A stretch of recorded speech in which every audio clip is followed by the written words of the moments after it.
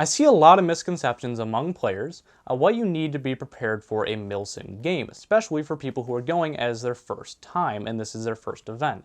So today I want to discuss the bare minimum of what you need to go to a Milsim event.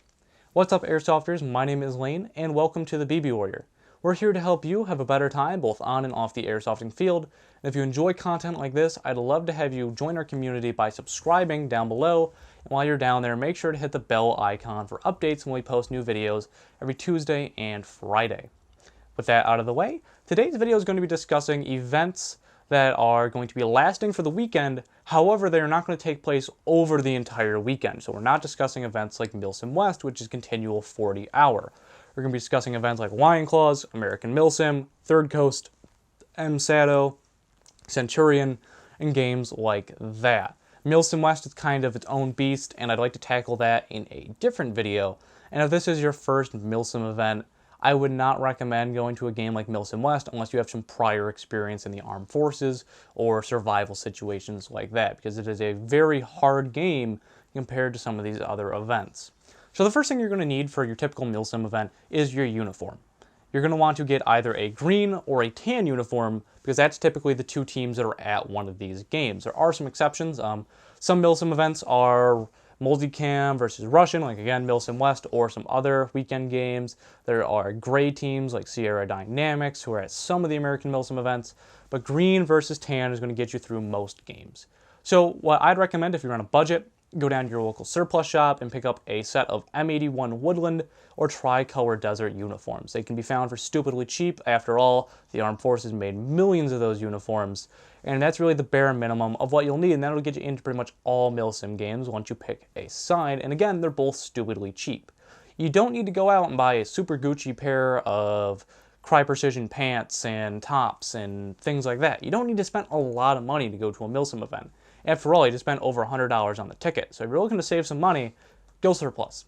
Now, if you want something a little bit nicer than your typical Woodland or Tricolor Desert uniform, there are the Marine Corps Frog Marpat uniforms. Now, they'll come in either Woodland Marpat or Desert Marpat, and that will allow you to have a uniform for each side, and they come with a combat shirt like this here, which is very, very useful for those really hot days on the airsofting field. So now that you have your uniform out of the way, why don't we move over to your load-bearing equipment? Your load-bearing equipment is going to be exactly what it sounds like. It's going to be the kit that you use to hold magazines, water, food, and other things that you're going to need on the airsofting field. So you can either do a plate carrier or a chest rig. Those are the most common ones I see. Belt setups can get kind of obnoxious once you start throwing weight on them. And pretty much the criteria for them, at least for myself, is they have to be able to hold 6 magazines for a reason we'll talk about in a second. They'll have to have some sort of molly on there to put other pouches, like pistol pouches, unless those pouches are sewn in and already included, that's the exception. And really, they just need to be somewhat comfortable for an extended period of time. Now, I personally recommend chest rigs. I find the plate carriers are obnoxious, they're hot, they're heavy, and chest rigs really do everything that a plate carrier can in a lighter package. Now, what I would recommend is picking up a backpack if you're going to use a chest rig. Now, if you're on a budget, I'd recommend getting the Condor Ronin chest rig. The reason I say that is because it has a back panel that can buckle into it that will have a hydration bladder on it. And hydration bladders are very, very important. But going back to chest rigs versus plate carriers, I find chest rigs are easier. When you wear a standalone backpack with a chest rig like I do, you can take it off and see what's inside. When you do a standalone backpack with a plate carrier, it becomes uncomfortable. And if you do a molly one, then you can't get into it because it's attached to your back. So I recommend chest rigs and backpacks. The other reason I recommend backpacks is because what you can do, and what I personally do, is inside of my backpack I have a drawstring bag, and inside that drawstring bag is everything I'm going to need for the game, but I don't need to bring on the field with me. So I can leave it at our base or our FOB, whatever it is for the game, and in there have my BBs, because a lot of these events don't allow you to reload on the field, no speed loaders sort of thing. Extra water, I do carry water on my person, however extra water I'll need for the day, and extra food, which again I also carry food on me. Now I recommend hydration bladders because water bottles and canteens are obnoxious, you can lose them, and you have to take them out of a pouch and then drink, versus with a hydration bladder, it stays on your back, there's a tube that runs up, simply grab the tube, bite and suck, and boom, you have instant cold water. There's a reason why the armed forces switched over to hydration bladders. They're not expensive, they're easy to find, a bunch of companies make them, so I recommend a hydration bladder over anything else. Now, because we're talking about water, let's talk about food. You don't need to bring an MRE or a Mountain House meal to a Milsim game. I would highly advise against bringing any sort of food that you have to prepare to any extent. So the reason why I don't recommend MREs or Mountain House meals is, first off, you're going to need a jet boil to cook a Mountain House meal, and those are expensive, and that money could be used somewhere else. However, the time that you spend preparing your food is more time you're not out there enjoying the game. So I recommend pretty much any kind of protein bar sort of thing, like Quest bars, Cliff bars, Laurel bars, things like that. Beef jerky, trail mix. Trail mix can kind of bind you up, so I don't recommend too much of that. A lot of people like to bring peanut butter and jelly sandwiches, but keep in mind jelly technically has to be refrigerated. A lot of players like these Smucker's Uncrustable sandwiches. I see those a lot at Milsim games. Pretty much any food that you don't need to be prepared for you, so you can just take it out of the packaging and eat it. Now, talking about water again, you may have noticed I talk about water in a lot of my videos if you're a subscriber. And the reason I do that is because so many people don't bring water to these games, and that's my trigger. When people don't bring water to airsoft games. So I always harp on it because it's something that's really important. Don't bring soda, bring water. So now that we have water and food out of the way, let's talk about some of the other things you're going to want to bring with you. If you have a handgun, you're probably going to want to be able to hold handgun magazines on your load-bearing equipment, so that's something to keep in mind. Again, either sewn-on or Molly. I've talked about this in its own separate video. If you'd like to hear about that, I discuss sewn-on kits versus Molly kits. I'll have that in the upper right-hand corner on the card, which you can click. And then the other things you're probably going to want to carry, or you might want to carry, are smoke and frag grenades. Now, the reason I say that is because while they aren't necessary by any means, they can kind of add to the experience of the game. Now, I went through the entirety of Faded Giant without a single smoke or frag grenade. I did have a thermobaric grenade on me, and that was cool, because that scared people. But it's not something that's necessary. I just find that it's one of those things that can really boost the experience of the game. And the final thing I want to talk about on your load-bearing equipment is comms. Now, radios can be a very useful tool in Airsoft, and they can provide a lot of tactical advantages. However, most events have the entirety of the team, so think anywhere from 100 to 200 people on the same radio channel. Think about how obnoxious that is, because there's always going to be that one guy who hot mics. So then the entirety of the team cannot be on the radio because obviously it's hot mic'd, so you can't transmit or hear anything else. So a lot of people disagree with me on this.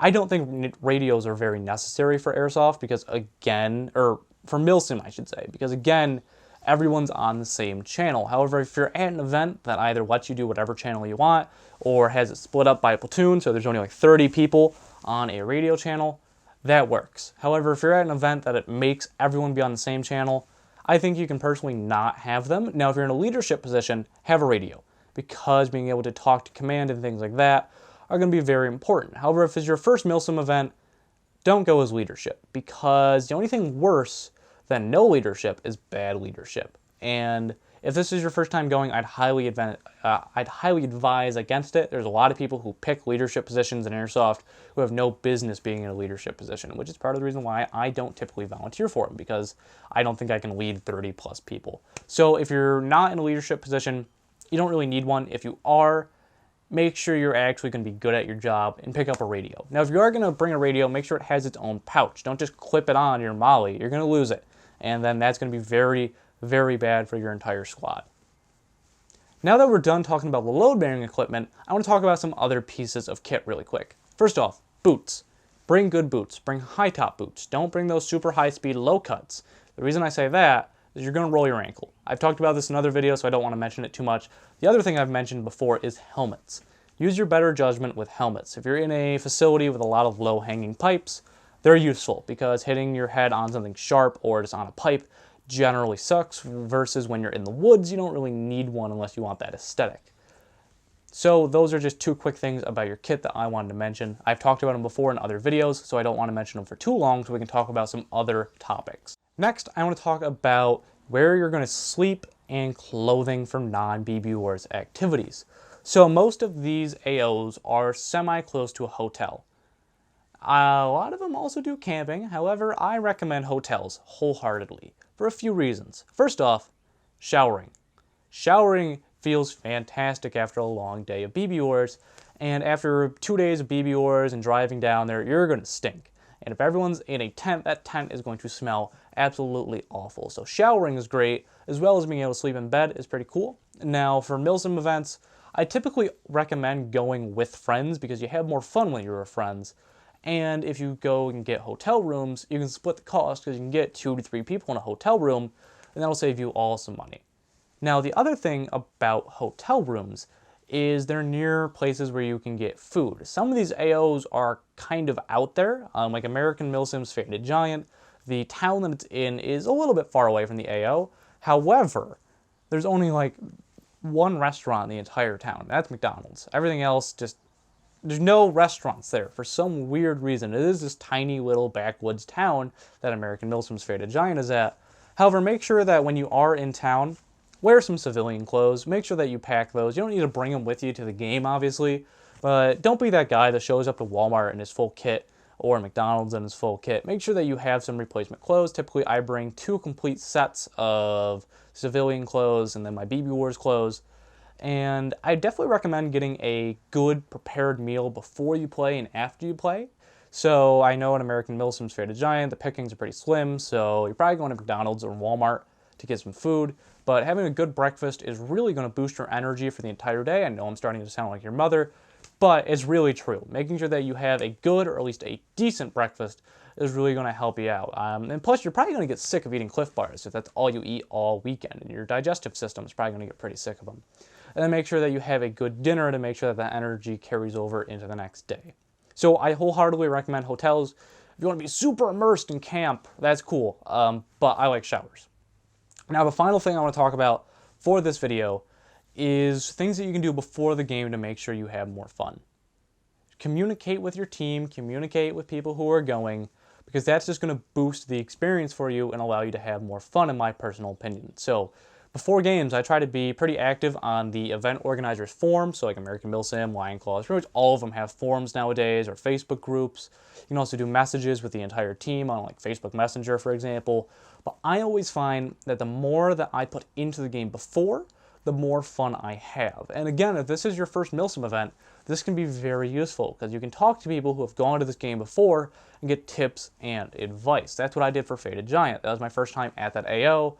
And while there were some changes to the AO that no one was really prepared for, it allowed me to know some of the sweet spots of the field and know what to expect, and that allowed me to be more prepared with my kit. So I wholeheartedly recommend joining the forum of the AO, or joining the forum of the event organizer that you're going to have fun, communicate with people, read the rules. A lot of people don't read the rules before they go to these games, and that's an issue because the rules are different from just your standard pickup game, and you're probably going to do something wrong, and you're probably going to get yelled at by someone, and no one wants to get yelled at when they're trying to have fun. The refs are there to make sure that everyone's following the rules and everyone's having fun, so just read the rules. A lot of these events are starting not to read the rules at the beginning of the day, like American Milsim isn't, I believe. I think that's personally a mistake, because there are going to be the people that don't read the rules, but don't be that guy. Read the rules before you go there, read them on the car ride down, read them before you go to bed, read them when you wake up. Live by the rules. The rules are love, the rules are life. I know I'm getting a little crazy and out of hand there, but that's really just something that I've noticed, is a lot of people don't read the rules before they go to these events. Above all else, when you go to one of these games, have fun. Airsoft is a game. As serious as people take it, Airsoft is a game. Have fun at these events. That's what it's for, and that's really my biggest piece of advice. Have fun at the game. There could be some pretty crappy moments, but just remember how cool an event you're at and how much fun you're going to have. That's going to do it for this video, though. If you enjoyed the video, again, I'd love to have you join our community by hitting that subscribe button down below and hitting the bell icon next to it for updates when we post new videos. And I want to know what you guys think of some of my tips for your first time playing at a Milsim event. If you have been to Milsim events before and there's something that you think I missed, let me know down in the comments below for other players to read up on. I love the conversations that we're having in the comments that are really helping people have a better time while they play Airsoft, which is the entire point of the channel here. If you haven't already, make sure to follow me on social media. Links will be down in the description below that subscribe button, so you can check me out on Facebook, Instagram, and Twitter. I'm having a lot of fun on Twitter lately. This has been Lane from the BB Warrior, discussing the things that you can do to be more prepared for your first Milsim event, and I will see you all next time.